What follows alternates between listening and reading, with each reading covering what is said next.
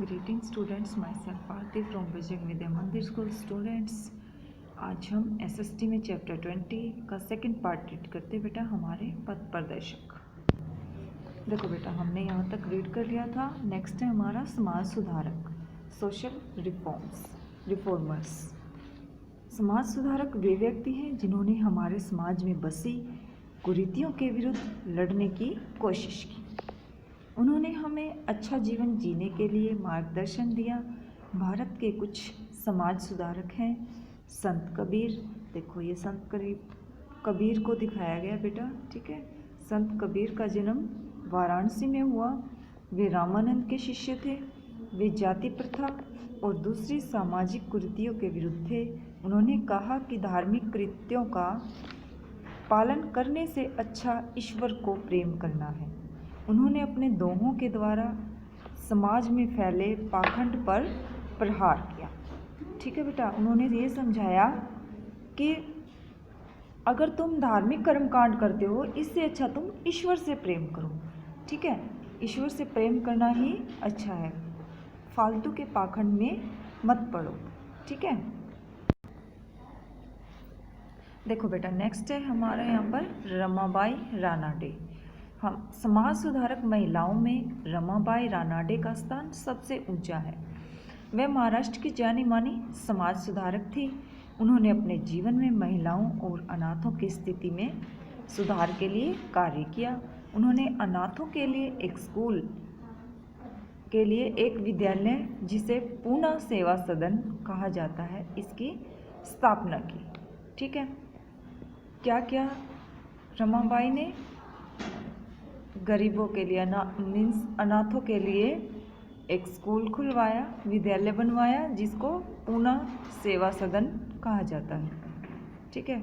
और उन्होंने महिलाओं की स्थिति में भी सुधार के लिए कार्य किया, ठीक है। नेक्स्ट है हमारा यहाँ पर राजा राम मोहन राय।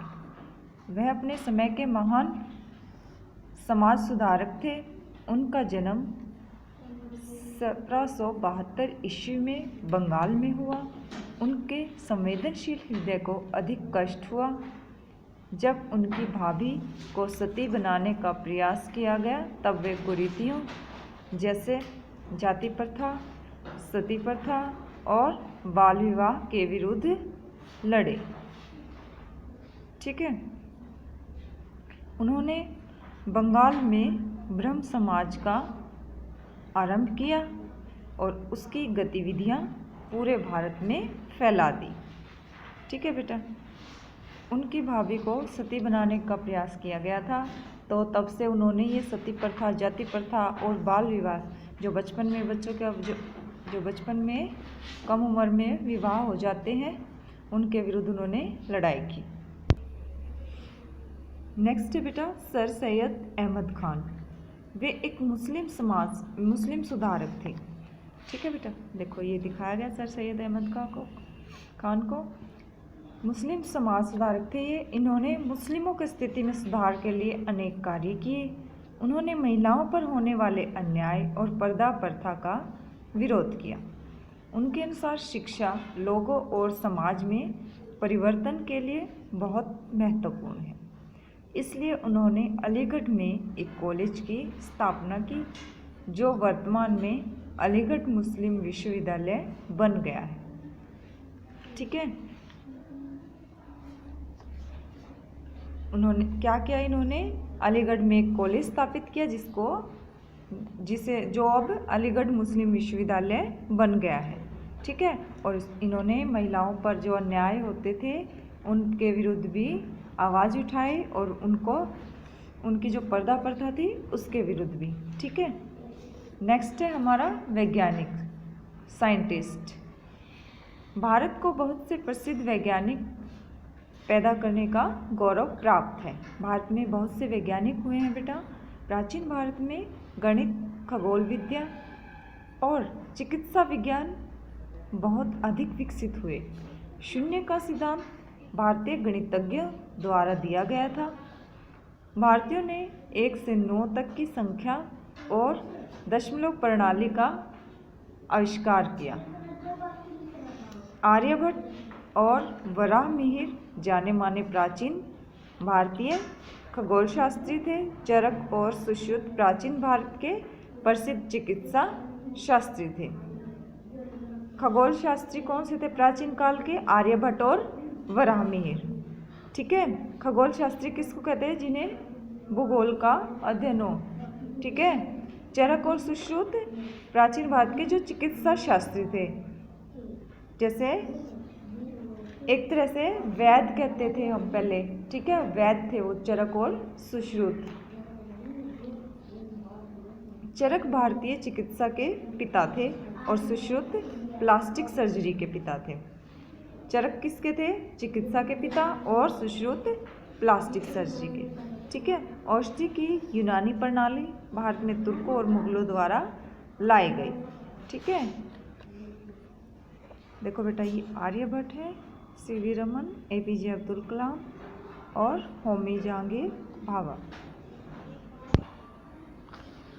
आधुनिक समय में बहुत से वैज्ञानिकों जैसे जगदीश चंद्र बसु, सीवी रमन और होमी जहांगीर भाभा ने विज्ञान के लिए बहुत अधिक कार्य किए।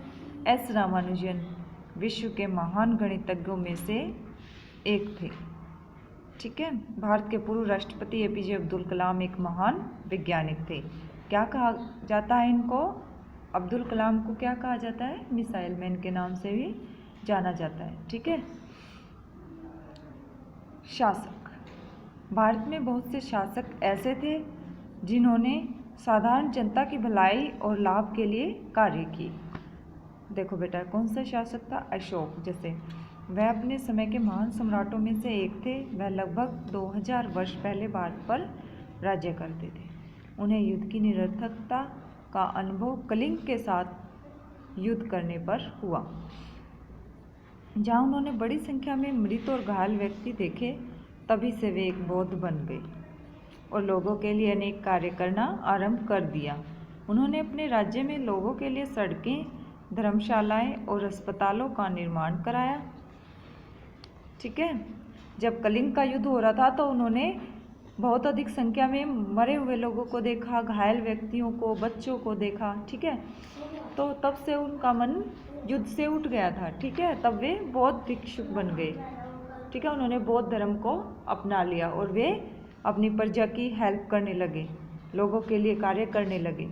ठीक है बेटा, नेक्स्ट है कृष्ण देव राय। उन्होंने भी लगभग 500 वर्ष पूर्व दक्षिणी भारत के लोगों की भलाई के लिए कार्य किए। उनका राज्य विजयनगर कहलाता था। उन्होंने बहुत सी सार्वजनिक इमारतों का निर्माण करवाया। ठीक है, और अपने राज्य में व्यापार को प्रोत्साहन दिया। वह एक अच्छे कवि थे। उन्होंने तेलुगु में बड़ी संख्या में पुस्तकों की रचना की। कौन सी भाषा में? तेलुगु में बहुत सी पुस्तकों की रचना की इन्होंने। नेक्स्ट है अकबर। अकबर हुमायूं के बेटे और भारत के तीसरे मुगल शासक थे। ठीक है, वह मुसलमान थे परंतु सभी धर्मों में विश्वास करते थे। वह सभी समय के महानतम शासकों में से सबसे ऊपर थे। ठीक है, सबसे महान थे वो, और उन्होंने अपने समय में लोगों की भलाई के लिए भी कार्य किए। उनके दरबार में कला, संगीत और साहित्य को प्रोत्साहन दिया जाता था। बीरबल और तानसेन उनके प्रसिद्ध नवरत्नों में से थे। ठीक है बेटा, ये हमारा चैप्टर कंप्लीट हो चुका है। आपको ये ध्यानपूर्वक पढ़ना है। ठीक है, और इसके डिफ़िकल्ट वर्ड अपनी फेयर नोटबुक में राइट डाउन करने हैं। ओके, अब हमारा सिलेबस कंप्लीट हो चुका है। ठीक है बेटा, ओके, थैंक यू।